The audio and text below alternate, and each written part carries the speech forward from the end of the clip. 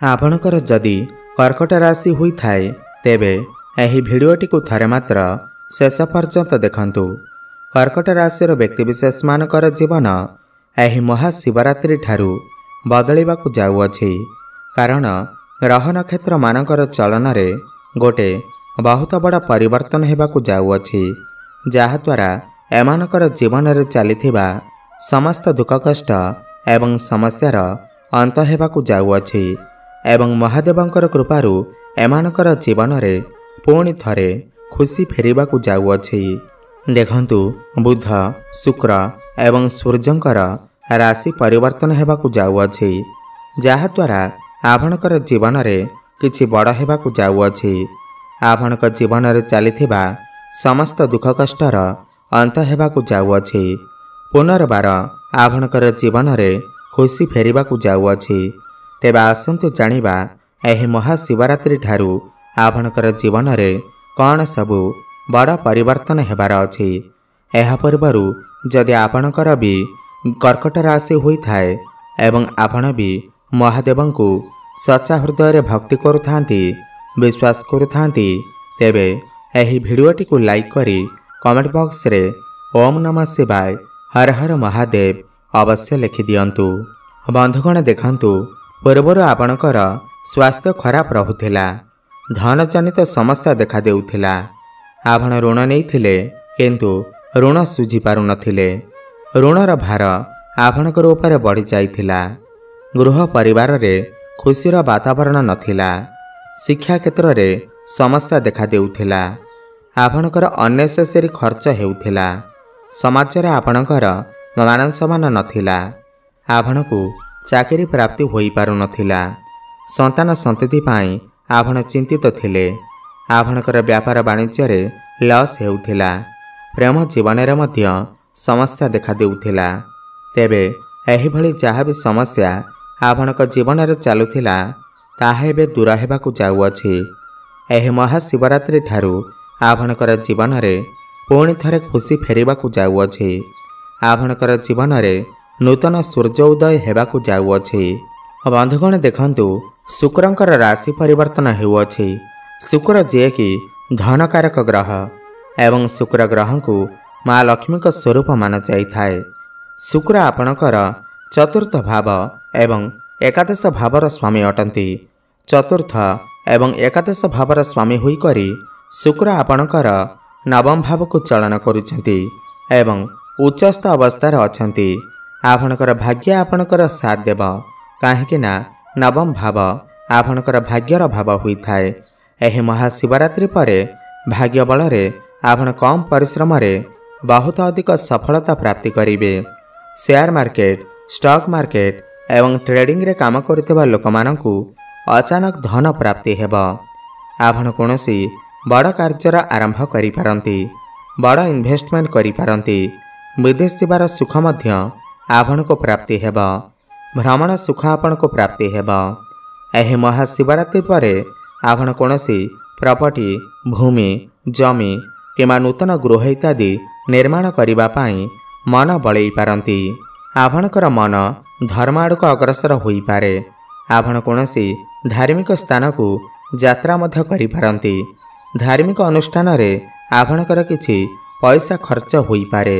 एवं शुक्र हेउचंती एकादश भावर स्वामी ग्रह एवं आपणकर एकादश भावरे देवगुरु बृहस्पति विराजमान अछंती। आपण को अचानक धन प्राप्ति हेबार जग बनुअछि, काहेकि ना एकादश भाव अचानकर भाव होइथाए, लाभर भाव होइथाए। तो आपण को चारि दिगरु लाभ ही लाभ प्राप्ति हेब। बड़ भाई भौणीकर सपोर्ट आपण को प्राप्ति हेब। आपणकर कोनोसी गोटिए मनर इच्छा निश्चिंत पूर्ण हेब। आपण को बहुत बड़ खुशी खबर मध्य प्राप्ति हेब। देखंतु बृहस्पति आपणकर एकादश भावर अछंती एवं आपणकर पंचम भाव को देखुछंती, सप्तम भाव को देखुछंती एवं तृतीय भाव को मध्य देखुछंती। पंचम भावर माने हेला आपण को प्रेम जीवन रे सफलता प्राप्ति हेब। एही महाशिवरात्रि परे आपणकर भल पाइबा विवाहर रूप मध्य नहीं पारे। आपण दुई जण मिसी कौनसी स्थान को बुलिबाकु जाई पारंती। जो मानकर कथावार्ता बंद हो जाइथिला ବ୍ରେକଅପ୍ ଆଦି ହୋଇଯାଇଥିଲା ସେମାନଙ୍କର ପୁଣି ଥରେ କଥାବାର୍ତ୍ତା ହୋଇପାରେ। ପ୍ୟାଚଅପ୍ ହେବାର ମଧ୍ୟ ସମ୍ଭାବନା ବନୁଅଛି ଏବଂ ଯେଉଁମାନେ ସିଙ୍ଗିଲ୍ ଅଛନ୍ତି ଏହି ମହାଶିବରାତ୍ରି ପରେ ସେମାନଙ୍କୁ ନୂତନ ପାର୍ଟନର ମଧ୍ୟ ମିଳିପାରନ୍ତି। ଶିକ୍ଷା କ୍ଷେତ୍ରରେ ମଧ୍ୟ ଆପଣଙ୍କୁ ବହୁତ ଅଧିକ ଉନ୍ନତି ପ୍ରାପ୍ତି ହେବ, କାହିଁକି ନା ବୃହସ୍ପତିଙ୍କର ଦୃଷ୍ଟି ଆପଣଙ୍କର ପଞ୍ଚମ ଭାବ ଉପରକୁ ରହୁଅଛି। ଆପଣଙ୍କର ଜ୍ଞାନ ବଢ଼ିବ, ବୁଦ୍ଧି ବଢ଼ିବ। ଜ୍ଞାନ ଏବଂ ବୁଦ୍ଧି ବଳରେ ଆପଣଙ୍କ ଶିକ୍ଷା କ୍ଷେତ୍ରରେ ବହୁତ ଅଧିକ ଉନ୍ନତି କରିବେ। ଏହି ମହାଶିବରାତ୍ରି ପରେ ଆପଣଙ୍କର ଯଦି କିଛି ଏକ୍ଜାମ୍ ଅଛି ତେବେ ସେଥିରେ ଆପଣ ନିଶ୍ଚିନ୍ତ ଭାବରେ ଉନ୍ନତି କରିବେ, ସଫଳତା ପ୍ରାପ୍ତି କରିବେ। କମ୍ପିଟେଟିଭ୍ ଏକ୍ଜାମ୍ ଏବଂ ପ୍ରତିଯୋଗିତାମୂଳକ ପରୀକ୍ଷାରେ ଆପଣଙ୍କୁ ସଫଳତା ପ୍ରାପ୍ତି ହେବ। ଆପଣ କୌଣସି ନୂତନ ସ୍ଥାନରେ ଆଡ଼ମିସନ୍ ନେଇପାରନ୍ତି, ଉଚ୍ଚଶିକ୍ଷା କରିବା ପାଇଁ ବାହାରକୁ ଯାଇପାରନ୍ତି ଏବଂ ପାଠପଢ଼ାକୁ ନେଇ କିଛି ବଡ଼ ଡିସିସନ୍ ମଧ୍ୟ ନେଇପାରନ୍ତି। ଏବଂ ଗୁରୁ ଏଠାରେ ବସି ଆପଣଙ୍କର ସପ୍ତମ ଭାବକୁ ମଧ୍ୟ ଦେଖୁଛନ୍ତି। ସପ୍ତମ ଭାବ ଆପଣଙ୍କର ବୈବାହିକ ଜୀବନ ଏବଂ ବେପାର ବାଣିଜ୍ୟର ଭାବ ହୋଇଥାଏ। ତ ଯଦି ଆପଣ ବ୍ୟାପାର ବାଣିଜ୍ୟ କରୁଛନ୍ତି ତ ଆପଣଙ୍କର ବ୍ୟାପାର ବାଣିଜ୍ୟରେ ଉନ୍ନତି ପରିଲକ୍ଷିତ ହେବ। ଆପଣ କୌଣସି ନୂତନ ବ୍ୟାପାର ମଧ୍ୟ ଆରମ୍ଭ କରିପାରନ୍ତି। ଆପଣଙ୍କର ଡେଲି ଇନକମ୍ରେ ବୃଦ୍ଧି ଆସିବ। ରୋଜଗାର କରିବାର ନୂଆ ପନ୍ଥା ଆପଣଙ୍କୁ ପ୍ରାପ୍ତି ହେବ। ଧନ କମାଇବାର ନୂଆ ନୂଆ ମାର୍ଗ ଆପଣଙ୍କୁ ପ୍ରାପ୍ତି ହେବ। ପାର୍ଟନରସିପ୍ରେ ବ୍ୟାପାର ବାଣିଜ୍ୟ କରୁଥିଲେ ଆପଣଙ୍କୁ ଲାଭ ପ୍ରାପ୍ତି ହେବ। ବୈବାହିକ ଜୀବନ ମଧ୍ୟ ମଧୁରମୟ ସାବ୍ୟସ୍ତ ହେବ। ପୂର୍ବରୁ ଯଦି ଆପଣଙ୍କର ବୈବାହିକ ଜୀବନରେ କିଛି ମନମନାନ୍ତର କଳି ଝଗଡ଼ା ଚାଲୁଥିଲା ତେବେ ତାହା ଏହି ମହାଶିବରାତ୍ରି ପରେ ଦୂର ହୋଇଯିବ। ଆପଣ ଦୁଇ ଜଣ ମିଶି କିଛି ବଡ଼ ଡିସିସନ୍ ନେଇପାରନ୍ତି। ଆପଣଙ୍କର ଲାଇଫ୍ ପାର୍ଟନରଙ୍କର କ୍ୟାରିୟରରେ ମଧ୍ୟ ଗ୍ରୋଥ ଆସିବ, ଭାଗ୍ୟରେ ଉନ୍ନତି ଆସିବ। ଯେଉଁ ଦମ୍ପତିମାନେ ଦୀର୍ଘଦିନ ଧରି ସନ୍ତାନର କାମନା ରଖିଥିଲେ ତ ସେମାନଙ୍କୁ ଏହି ମହାଶିବରାତ୍ରି ପରେ ସନ୍ତାନ ସୁଖ ମଧ୍ୟ ପ୍ରାପ୍ତି ହୋଇପାରେ। ଆପଣ କିଛି ବଡ଼ ପ୍ଲାନିଂ ମଧ୍ୟ କରିପାରନ୍ତି, ଫ୍ୟାମିଲି ପ୍ଲାନିଂ ମଧ୍ୟ କରିପାରନ୍ତି। ପାରିବାରିକ ସୁଖ ଆପଣଙ୍କୁ ପ୍ରାପ୍ତି ହେବ। ଘର ପରିବାରରେ ହସଖୁସିର ଲହରୀ ଲାଗି ରହିବ। ଆପଣଙ୍କର ବାଣୀରେ ମଧୁରତା ଆସିବ। ଆପଣ ଆପଣଙ୍କର ବାଣୀ ଦ୍ୱାରା ଲୋକମାନଙ୍କୁ ଆକର୍ଷିତ କରିପାରିବେ।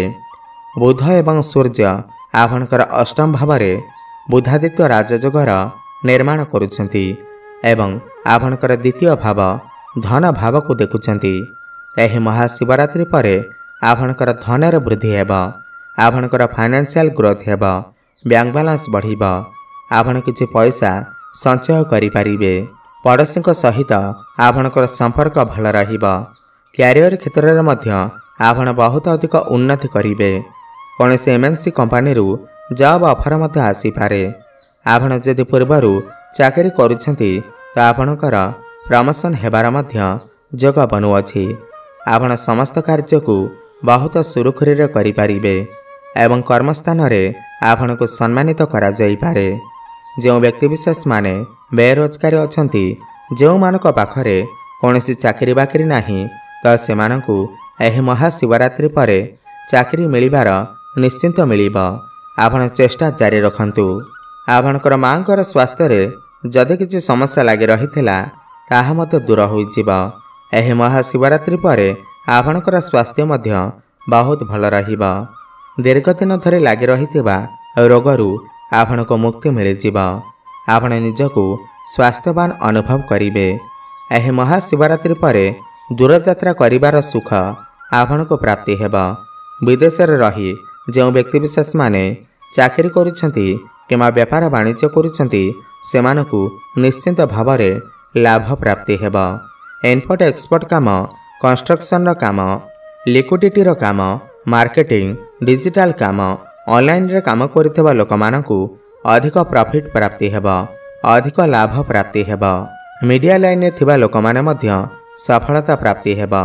ସମାଜରେ ଆପଣଙ୍କର ମାନ ସମ୍ମାନ ଏବଂ ପ୍ରତିଷ୍ଠା ବଢ଼ିବ, ଲୋକ ସମ୍ପର୍କ ବଢ଼ିବ। ସରକାରୀ କ୍ଷେତ୍ରରୁ ଆପଣଙ୍କୁ ବିଶେଷ ଲାଭ ମଧ୍ୟ ପ୍ରାପ୍ତି ହେବ। ଆପଣ ଯଦି କାହାଠାରୁ କିଛି ଋଣ ନେଇଥିଲେ, କରଜ ନେଇଥିଲେ, ଋଣକୁ ଶୁଝିବାରେ ସକ୍ଷମ ହୋଇପାରୁନଥିଲେ ତ ଏହି ମହାଶିବରାତ୍ରି ପରେ ଆପଣ ସମସ୍ତ କରଜରୁ ମୁକ୍ତ ହୋଇଯିବେ। ଏବଂ କୋର୍ଟ କଚେରୀରେ ଯଦି କିଛି ମାମଲା ଚାଲିଥିଲା ତ तो मामला आपणक सपक्ष जाइपारे। आपण एही महाशिवरात्रि पर कौन छोट मोट जगह को यात्रा मध्य करि पारंती। तेबे बंधुगण आपण माने एही महाशिवरात्रि पर समस्त क्षेत्र में उन्नति करने को जाउछंती। ताहा शिक्षा क्षेत्र में हेउ, व्यापार वाणिज्य, चाकरी क्षेत्र में हेउ, वैवाहिक जीवन एवं प्रेम जीवन में हेउ, समस्त क्षेत्र में आपण सफलता प्राप्ति करने को जाउछंती। अधिक शुभफल प्राप्ति करने पाई आपण प्रत्येक पूर्णिमा दिन चंद्रमांकर दर्शन करंतु, शुभफल प्राप्ति हेबा। एवं महादेवंकर आराधना करंतु, महामृत्युंजय मंत्रर पाठ करंतु एवं प्रत्येक सोमवार दिन शिवलिंग रे कंचा क्षीर एवं बेलपत्र अर्पण करंतु। शुभफल प्राप्ति हेबा सहित आपणकर भाग्य रे उन्नति आसीबा। एवं प्रत्येक दिन हनुमान चालीसार पाठ करंतु एवं सूर्य को जलार्घ्य अर्पण करंतु, शुभफल प्राप्ति हेबा। धन्यवाद।